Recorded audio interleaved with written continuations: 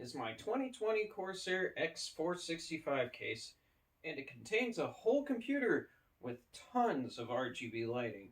So, today I'm going to go over all the quirks and features, get it out on the road for a test drive, and give it a Doug score.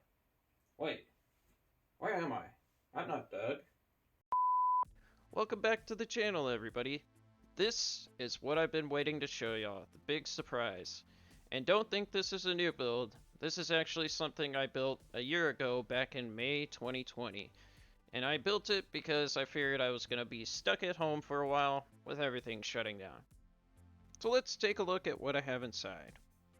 First, as you can see, I have an Asus TUF Gaming X570 Plus motherboard. This is the one with no Wi-Fi, as I am an Ethernet only man. Here's a quick pic of what it looked like when I first installed it.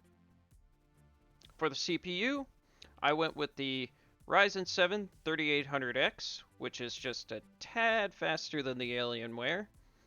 But we can't see that because our Cooler Master Liquid 240mm AIO is blocking that.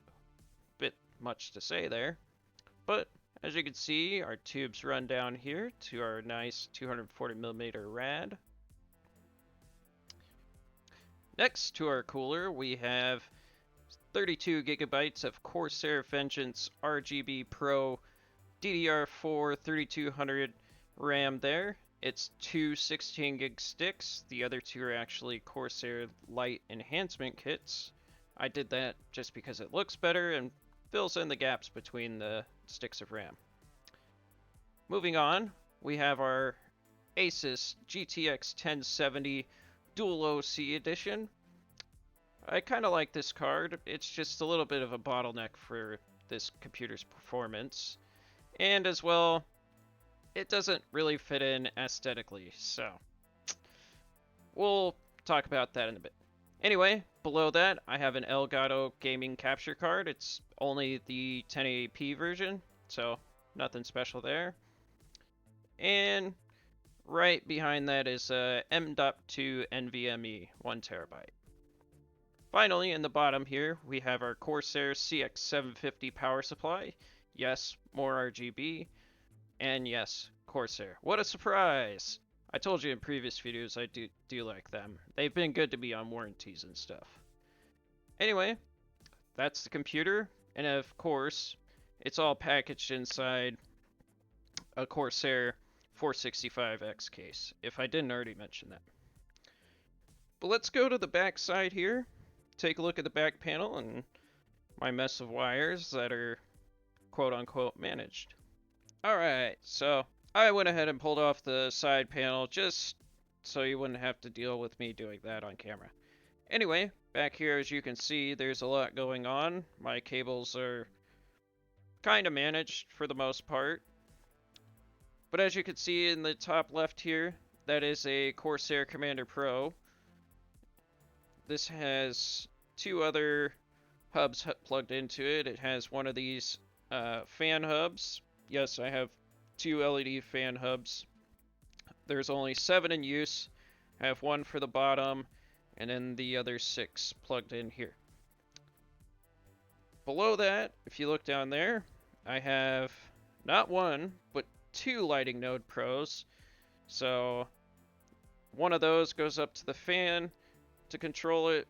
One of these goes to the accent LED strips I have inside. And then 2 more exit this in the Commander Pro and go out the back and control all the LEDs. If you didn't see the one where I set up the Alienware to control the LEDs behind my TV and under my desk, check that out. Put a link up there. But that'll show you kind of how it's set up inside of this case, just a little more simple than this case, because as you can see, I got lots of wires here. But lastly, we have 3 more SSDs in here, just regular SSDs. 2 of these are 500 gig, and then one is a 1 terabyte. So in total, I have 3 terabytes of storage in here, which would be really nice to load up with games rather just than data. So I think we might make a change to putting my data on externals we might make a change with this computer to make it perform a little better. But before I go into that, let's jump into some gaming and compare the performance to the Alienware, just to see which is better. Obviously, we're going to have a little bottleneck with the 1070, so let's get into it. First, let's take a look at GTA on max settings. As you can see, the Alienware in the lower right corner is running much better and has about a 20 to 30 FPS gain over the Corsair. The Corsair PC is doing very well CPU-wise, however, it is using as much RAM as possible to make up for the GPU being pegged at 99%. This is really choking the performance of the game, and I'm not going to lower the settings for further testing, as we have already set a bar with the Alienware. Now, looking at Dirt Rally 2.0 on Ultra settings. Again, the Alienware is in the lower right. As you can see, it is performing way better overall. The average frame rate is almost double on the Alienware at 120 frames on average compared to the Corsair's average of about 70 to 75 frames per second. Both games are pushing the limits of the 1070, so it is definitely the weak link in the Corsair machine. I'm not going to go test any other games, as I tried Cyberpunk with this machine and I couldn't even get it over 50 FPS on average. This was on the lowest settings possible too, so it really wasn't enjoyable to me. This all leads me into the conundrum I'm having. When I originally built this PC, I didn't buy a GPU or power supply as I didn't have enough money and the supply chains were already being hit. Here's a quick pic of everything I had just before I put it together.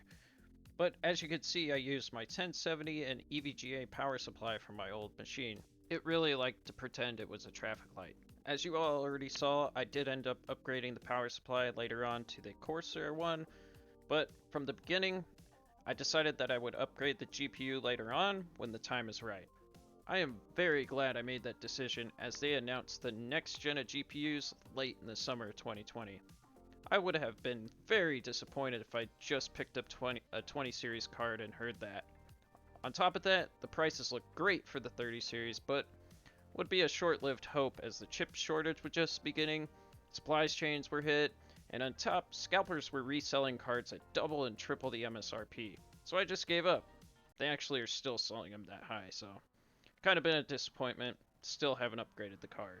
Months later, in February, I saw the ad for the Alienware, and that it was such a good price for the machine. At the time the sale went live, I kept refreshing, and I bought it spur of the moment, as most of you saw. It had great specs and figured it would run things much better than this computer. As well, I thought to myself, oh, I could just steal the GPU for my Corsair rig and sell the Alienware with no GPU on eBay.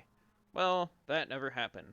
After the unboxing video and everyone enjoying the video, I decided to make the Alienware my main gaming rig, to give it my perspective on how it is and go through my experiences and upgrades. I cannot complain, and has been a great machine these past 3 months. Yes, as I said, I had to upgrade some things to get it working great, but that was part of the fun for me, and it made it so much better. So that leaves me back to, should I take the 3070 and put it in the Corsair? Well, here's another reason. If you look at the card, it just perfectly matches the flat black look of my case and motherboard and accessories in there. The 1070 just stands out and doesn't really fit in. Also, since the 3070 has the LEDs that light this up right here, it would look quite nice through the window of my Corsair. And maybe one day I could try to replace it with some ARGB lights that I can control and flash with all the other ones. To add to that, I also have a family member that wants to get into PC gaming. They aren't looking to play at max settings and would be more of a casual gamer, not as serious as some of us. So maybe if I put the 1070 in the Alienware and give it to them, it would be a decent entry-level PC for them. Then I could take the 3070, put it in my Corsair rig, and I would finally complete the build a year later. I honestly don't know what I'm going to do right now, and going to ponder on it for a bit, but this is where I stand. I know it's quite a shocker, but I wanted to share it with you all on its 1-year birthday.